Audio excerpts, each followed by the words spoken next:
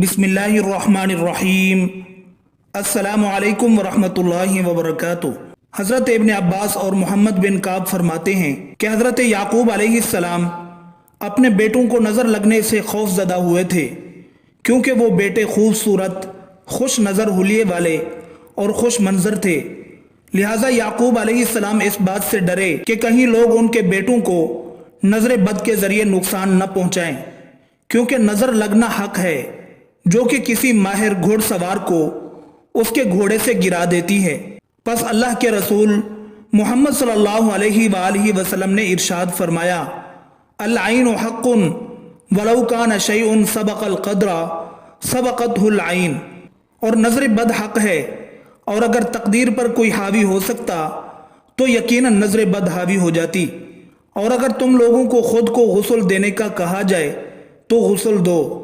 हज़रत उम्मे सलमा रज़ी अल्लाहु अन्हा से रिवायत है कि एक दफ़ा रसूलुल्लाह सल्लल्लाहु अलैहि वसल्लम उनके घर तशरीफ़ लाए और उनके पास एक बच्ची भी थी जिसके चेहरे पर पिलाहट और कमज़ोरी थी। तो रसूलुल्लाह सल्लल्लाहु अलैहि वसल्लम ने इरशाद फरमाया, इस्तरक़ू लहा फ़इन्न बिहन नज़रा, इस पर दम करवाओ क्योंकि इस पर नज़र का असर है। जिसकी नज़र लगती है वो हासिद होता है, लेकिन हर हासिद की नज़र नहीं लगती। इसीलिए जब हासिद हसद करते हैं तो हमें उनके शर से अल्लाह की पनाह तलब करने का हुक्म और तालीम दी गई है। बड़ों की निस्बत बच्चों पर नज़र बद का असर जल्दी होता है। एक दफ़ा रसूलुल्लाह सल्लल्लाहु अलैहि वसल्लम ने जाफ़र तैयार रज़ी अल्लाहु अन्हु के बच्चों को देखा तो उन बच्चों की वालिदा अस्मा बिन्त उमैस रज़ी अल्लाहु अन्हा से दरियाफ्त फरमाया, माली अरा अजसामा बनी अखी ज़ारिअतन तुसीबुहुमुल हाजा। क्या मामला है कि मैं अपने भाई की औलाद के जिस्म दुबले पतले देख रहा हूँ? क्या उन्हें कोई मुश्किल, भूख, बीमारी या तकलीफ वगैरह दरपेश है?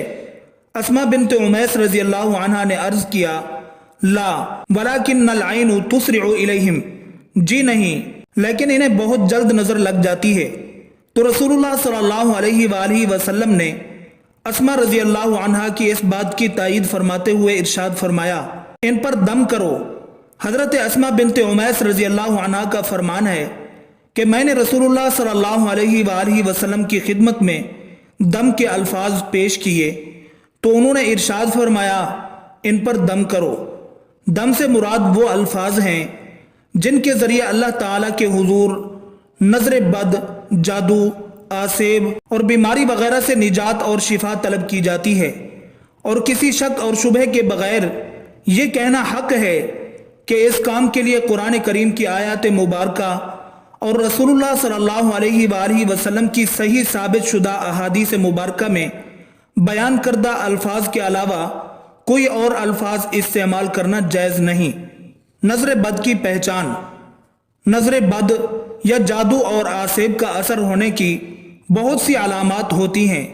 कुछ अलामात तो ऐसी होती हैं जिनके ज़ाहिर होने की सूरत में मज़ीद किसी जांच की ज़रूरत नहीं होती, और कुछ अलामात ऐसी होती हैं जिनका सबब कोई जिस्मानी या नफ्सियाती बीमारी या गैर मामूली रवैया भी हो सकता है।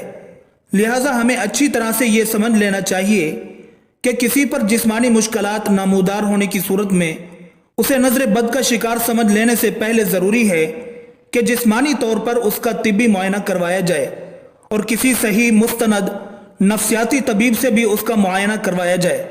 और अगर इन दोनों अतराफ से उसमें किसी बीमारी या गैर मामूली हालत व कैफियत का पता न चल सके तो फिर नज़र बद लगने या किसी जादू या आसेब वगैरह के असर होने के बारे में सोचना चाहिए। तिब्बी और नफ्सियाती मुआयने के बाद इस इम्कान के बारे में सोचा जाना चाहिए। फिलफौर इस पर यकीन नहीं कर लेना चाहिए कि नज़र ही लगी है या कोई जादू या आसेब वगैरह का असर हो गया है। जब नज़र बद, जादू या आसेब वगैरह के असर अंदाज हो चुकने का या ऐसे किसी इम्कान का मालूम करना हो तो उसका बेहतरीन और तजर्बात से साबित शुदा तरीका यह है कि जिस शख्स के बारे में ऐसा कोई शक हो उस शख्स पर कुरान करीम की तिलावत की जाए। उन आयात की तिलावत जो सही अकीदे और अमल वाले उलमा के तजर्बात के मुताबिक और बिला शक व शुबा अल्लाह ताला की मशीयत से ऐसे मामलात में इलाज की तासीर रखने वाली होती हैं। جب ان آیات کو مشکوک شخص یا مریض شخص کے سامنے تلاوت کیا جاتا ہے یا بسا اوقات جب اس کے سامنے قرآن کریم کی تلاوت کی جاتی ہے تو اس پر درج ذیل علامات ظاہر ہوتی ہیں۔ نمبر 1، چہرے پر پیلاہٹ ظاہر ہونا۔ نمبر 2، سینے میں گھٹن کا احساس ہونا۔ نمبر 3، تلاوت سننے کے دوران جسم کے مختلف حصوں میں درد ہونا۔ نمبر 4، معمول سے زیادہ گرمی محسوس ہونا۔ نمبر 5، پسینہ آنا، خاص طور پر کمر پر پسینے کی کمی یا زیادتی سے نظر کی شدت کا اندازہ ہو جاتا ہے۔ نمبر 6، پہلوؤں میں درد محسوس ہونا۔ نمبر 7، بے چینی کی کیفیت ہو جانا اور ادھر ادھر دیکھتے اور متوجہ ہوتے رہنا۔ نمبر 8، رونا یا کسی سبب کے بغیر اور رونے کی کیفیت کے بغیر آنسو جاری ہو جانا۔ نمبر 9، کسی وقت یہ حالت پاس بیٹھے ہوئے لوگوں پر بھی ظاہر ہو جاتی ہے جو کہ علاج کی غرض سے نہیں بیٹھے ہوتے۔ ایسی صورت میں معالج کو ان کی طرف بھی توجہ کرنا پڑتی ہے، لیکن دیکھنے والوں پر عموماً یہ اثر مریض کی حالت دیکھنے یا آیات شریفہ کو سمجھنے کی وجہ سے ظاہر ہوتا ہے۔ اس سے یہ نہیں سمجھا جانا چاہیے کہ وہ لوگ بھی کسی نظر بد، جادو یا آسیب وغیرہ کا شکار ہیں۔ نمبر 10، پہلوؤں کا پھڑکنا اور جسم کے مختلف حصوں کا بلا ارادہ خود بخود حرکت کرنا۔ پھڑکنے اور حرکت کی کیفیت، رفتار اور انداز سے بھی علاج کرنے والوں کو نظر بد کی قوت کا اندازہ ہو جاتا ہے۔ نمبر 11، دل ڈوبنے کی کیفیت وارد ہونا۔ نمبر 12، پٹھوں کا اکڑنا، کھچنا اور درد ہونا۔ نمبر 13، نیم بے ہوشی اور بے حواسی محسوس ہونا اور کوئی بھی کام کرنے کی قدرت نہ پانا۔ نمبر 14، پہلوؤں میں ٹھنڈک کا احساس ہونا۔